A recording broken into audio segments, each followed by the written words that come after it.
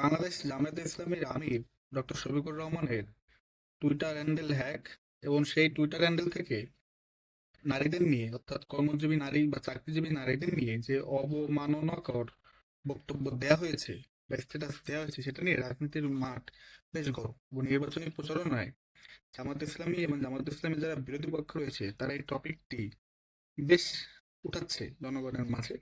জামাত ইসলামের দাবি যে কিছুদিন আগে তাদের আমিরের টুইটার হ্যান্ডেল হ্যাক করে মহিলাদের নিয়ে বা চাকরিজীবী মহিলাদের নিয়ে দেশের অবমাননাকর বক্তব্য দেওয়া হয়েছে, যা মূলত হ্যাকাররা দিয়েছে। বা যারা বিরোধী শিবির তারা মূলত নির্বাচনী যে জামাতের ভূমিকা বা নির্বাচনের যে জামাতের জনপ্রিয়তা সেটাকে বিতর্কিত করার জন্য বিরোধী পক্ষ এটা করেছে। এটা জামাত ইসলামের দাবি। জামাত ইসলাম আরো বলছে যে জামাত ইসলামের যিনি আমির তিনি কখনোই এরকম স্ট্যাটাস দেয়নি এবং তিনি কখনোই এরকম স্ট্যাটাস দিতে পারে না, কারণ জামাত ইসলামী সর্বদা মহিলাদের বা নারীদের শ্রদ্ধা করে থাকে। তারা চাকরিজীবী হোক বা গৃহিণী হোক এরকমটাই তাদের দাবি। কিন্তু যারা বিরোধী দল বা যারা দেশের ইন্টেলেকচুয়াল লেভেলের লোক বা যারা নিরপেক্ষ মানুষ তারা অনেকে বলছে তাদের একাংশ যে না, এটা জামাত ইসলামের আমিরেরই মন্তব্য। মূলত জামাত ইসলাম এরকম আদর্শই বা এরকম মনোভাবই লালন করে থাকে মহিলাদের নিয়ে বা কর্মজীবী নারীদের নিয়ে তাদের অন্তরে। এবং সেটার প্রতিফলনই জামাতে আমির তার স্ট্যাটাসে দিয়েছেন বা টুইটে দিয়েছেন। এবং তিনি যখন দেখেছেন এটা নিয়ে বেশ সমালোচনা হচ্ছে, তখন তিনি এই হ্যাকের নাটকটি সাজিয়েছেন। মূলত আপনি যদি নিরপেক্ষ দৃষ্টিতে দেখেন তাহলে আপনার মনে হতে পারে যে নির্বাচনকে সামনে রেখে কোনো দলের প্রধানই এরকম অবমাননাকর শব্দ চয়ন করতে পারে না।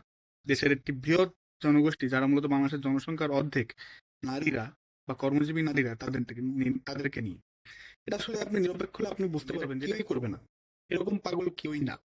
এটা যদি আওয়ামী লীগও করতো বা বিএনপি করতো তাহলে আমরা কিন্তু বিশ্বাস করতাম যে না, এটা তারা করতে পারে নির্বাচনের আগে।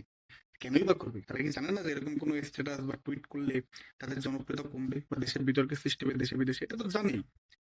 সো জামাতের দাবি করতেছে যে এটা তারা করে নাই। আপনি যদি নিউট্রাল হন বা সামহাও আপনাদের কাছে যদি কোনো মানে তথ্য না থাকে এই সম্পর্কে সঠিক, তাহলে আপনি মনে করেন একটু মাথা খাটালেই বোঝা যাচ্ছে যে এটা হয়তো বা জামাতে আমির করে নাই।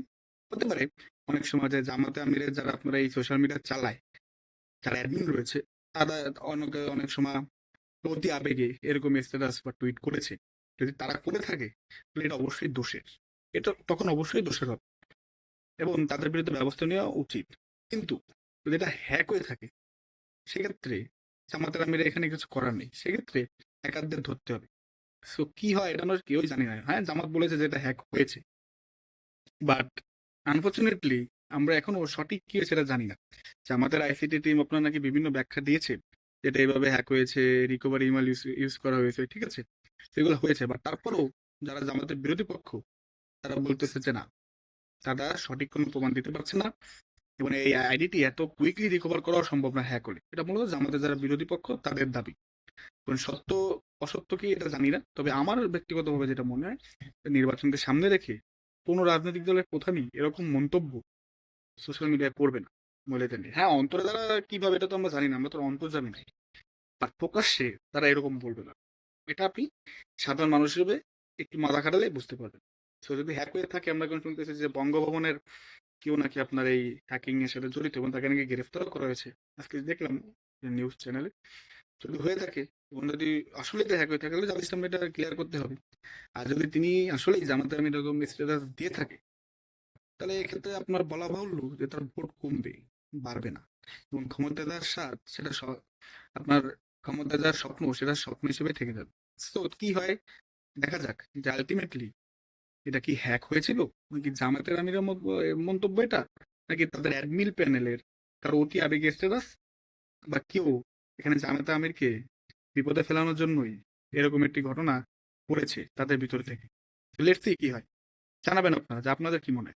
ধন্যবাদ।